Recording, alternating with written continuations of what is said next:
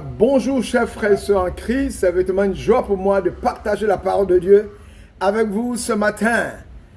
C'est une joie. Je vous ai toujours dit que pour moi, chaque fois que je prends la parole pour parler de Jésus-Christ de Nazareth, il y a une joie débordante qui me remplit parce que son Saint-Esprit me donne la joie de parler de lui. Voilà. Je suis Michael Boguy, je suis disciple de Christ, je suis serviteur du Dieu vivant. Voilà, en cette journée de samedi où il fait très chaud, nous bénissons le Seigneur de nous avoir donné cette journée et que sa grâce, sa gloire, sa puissance, sa bénédiction, sa richesse soient notre partage dans le nom puissant de Jésus. Voilà. Là, nous avons parlé la dernière fois des qualités essentielles que doit avoir un homme de Dieu. On a dit qu'un homme de Dieu, un pasteur, un appelé de Dieu, un pasteur, un apôtre, doit premièrement être quelqu'un qui est né de nouveau, qui a été régénéré, dont la vie est pilotée par le Saint-Esprit. On a dit aussi que l'homme de Dieu doit être quelqu'un qui est assidu dans la lecture de la parole, c'est-à-dire il est concentré, il est assidûment scotché, focalisé sur la parole de Dieu. On a dit aussi que c'est quelqu'un qui doit aimer les âmes perdues. C'est très important. Et nous verrons sur cet autre aspect. Il dit que l'homme de Dieu, la cinquième qualité essentielle que doit avoir un homme de Dieu, c'est d'être un homme de prière. Donc il doit être régénéré, né de nouveau. Deuxièmement, il doit être un homme de Dieu qui aime la prière. Il doit être un homme de Dieu qui aime les âmes perdues et qui veut le salut des âmes. Il doit être un homme de Dieu qui aime Jésus-Christ de Nazareth. Voilà. Donc la première chose, il est régénéré, il aime Jésus-Christ de Nazareth, il a un amour fou pour les âmes perdues et il aime assidûment la parole de Dieu. Voici les 4 premiers aspects que nous avons cités. Assez essentiels. Premièrement, il doit être régénéré, c'est-à-dire né de nouveau. Deuxièmement, il doit aimer Jésus-Christ de Nazareth parce que c'est l'amour de Jésus-Christ qui va l'amener à avancer dans son ministère malgré les difficultés, les problèmes, les stress, les pressions, les souffrances. Il doit être aussi quelqu'un qui aime les âmes perdues parce que c'est parce qu'il aime les âmes qu'il acceptera d'aller les chercher. L'amour des âmes, comme Jésus-Christ a eu l'amour pour nous en venant mourir. Il doit être quelqu'un qui doit aimer assidûment la parole de Dieu, la lire, la connaître parce qu'elle a pratiqué pour ne pas faire des sorties de route. Et la cinquième qualité essentielle que doit avoir un homme de Dieu, c'est d'être un homme de prière. Ça, c'est très important. La prière, un homme d'intercession, un homme de combat. Parce que où nous allons là, il y a le combat spirituel et le combat physique. Physiquement, vous êtes attaqué. Physiquement, vous êtes attaqué. Spirituellement, vous êtes attaqué. Si vous n'êtes pas un homme de prière, vous ne pourrez pas tenir. Vous allez fuir. Parce que le combat sera tellement rude. Donc la cinquième qualité essentielle que doit avoir un homme de Dieu, c'est d'être un homme de prière. Celui qui voudrait beaucoup parler aux hommes de la part de Dieu, doit parler beaucoup des hommes à Dieu. Je reprends. Celui qui voudrait beaucoup parler aux hommes de la part de Dieu doit être quelqu'un qui parle beaucoup des hommes à Dieu. Quand il parle beaucoup des hommes à Dieu, Dieu va beaucoup lui parler des hommes. Voilà, de la part de Dieu. Voilà. Donc celui qui voudrait beaucoup parler aux hommes de la part de Dieu doit parler beaucoup des hommes à Dieu pour que Dieu lui transmette des messages pour l'humanité. Voilà. Donc un ministère, le ministère d'un homme de Dieu, le ministère d'un pasteur, le ministère d'un bishop, le ministère d'un apôtre, le ministère d'un docteur sans prière serait un ministère sans puissance et sans profit de bénédiction pour lui-même et pour le peuple de Dieu à qui il prêche la bonne nouvelle. C'est clair. Si tu n'es pas un homme de prière, tu ne seras pas rempli d'une onction particulière. Dieu, c'est quand tu es un homme de prière, tu pries constamment, tu as la brèche, que Dieu enverra une onction spéciale sur toi, que tu vas libérer sur le peuple de Dieu, pour toi-même, ta propre édification, pour ta bénédiction, et pour le peuple de Dieu. Voilà. Jésus-Christ nous donne la preuve par excellence, que nous devons être des hommes et des femmes qui passent leur vie à prier l'Éternel des armées. Luc 6, 12, 13 dit quoi? En ce temps-là, Jésus s'est rendu sur la montagne pour prier, et il passa toute la nuit à prier Dieu. Quand le jour parut, il appela ses fils et il en choisit 12, auxquels il donna le nom d'apôtres. Voilà.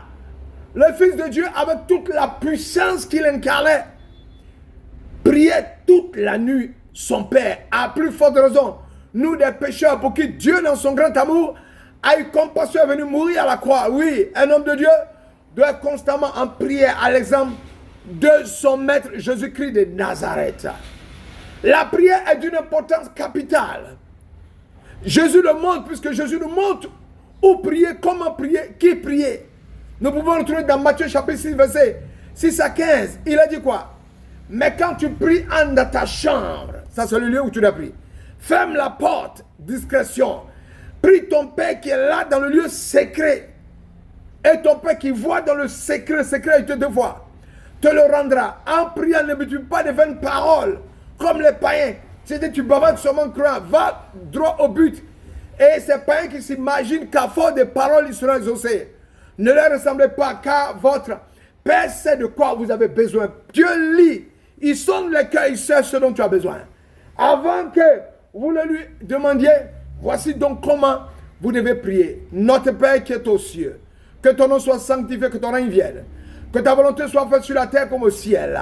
Donne aujourd'hui notre pain quotidien, pardonne-nous nos offenses comme nous pardonnons à ceux qui nous ont offensés, et ne nous induis pas en tentation, mais délivre-nous du mal. Du malin, car c'est à toi qu'appartient dans tous les siècles le règne, la puissance et la gloire. Amen. Si vous pardonnez aux hommes leurs offenses, votre Père Céleste vous pardonnera aussi. Mais si vous ne pardonnez pas aux hommes, votre Père ne vous pardonnera pas non plus vos offenses. Donc un homme de Dieu doit être quelqu'un qui pardonne toutes les offenses qui lui ont été faites dans la maison du Seigneur. Dans la prière, il doit pardonner. Il doit prier pour son peuple. Il doit prier, il doit intercéder pour une nation. Parce qu'il a la tête des brebis et il doit prier pour ses brebis à chaque fois. Il doit prier pour lui-même, prier pour ses brebis. Jean 17, 14, 16 dit, je leur ai donné ta parole et le monde les a haïs parce qu'ils ne sont pas du monde. Comme moi je ne suis pas du monde.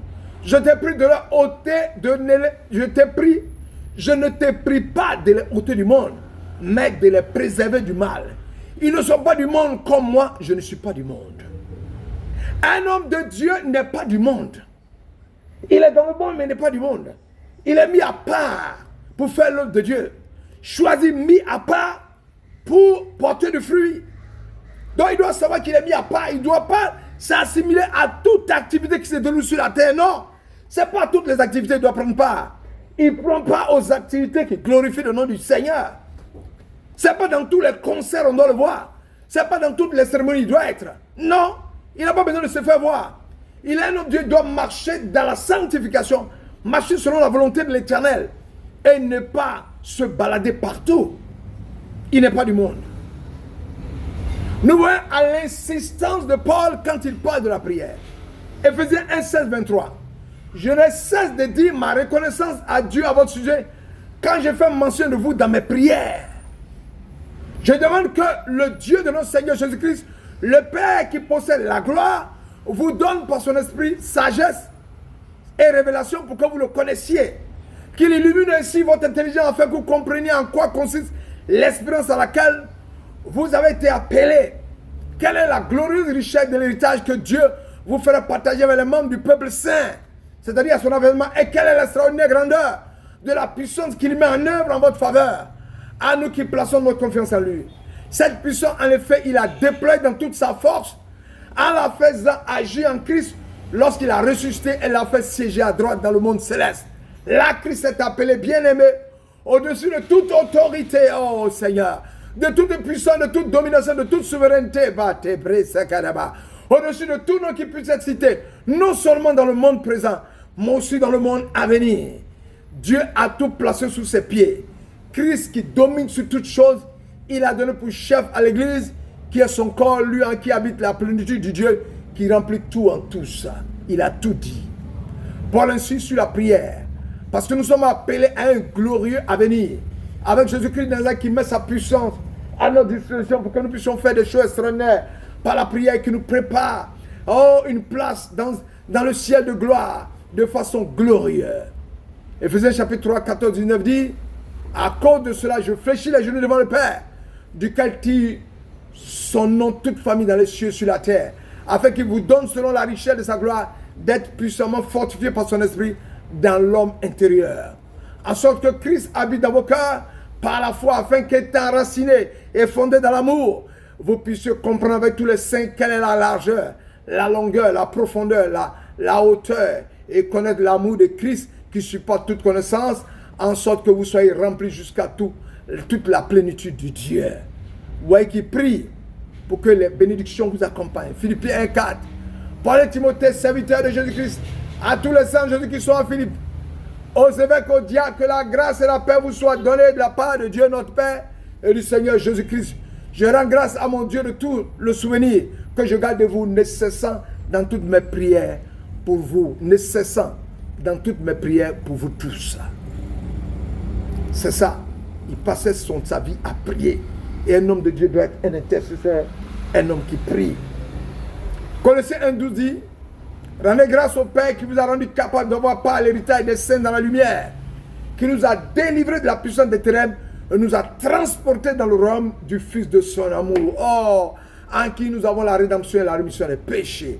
Christ nous a tout pardonné. Il nous a fait grâce. Il nous a transportés spirituellement. Nous ne sommes plus les mêmes personnes. 1 Thessaloniciens 1,2 dit: nous rendons continuellement grâce à Dieu pour vous tous, faisant mention de vous dans nos prières. Donc, frères et sœurs, homme de Dieu, tu dois être un homme de prière. Tu dois être un intercesseur. Tu dois prier constamment.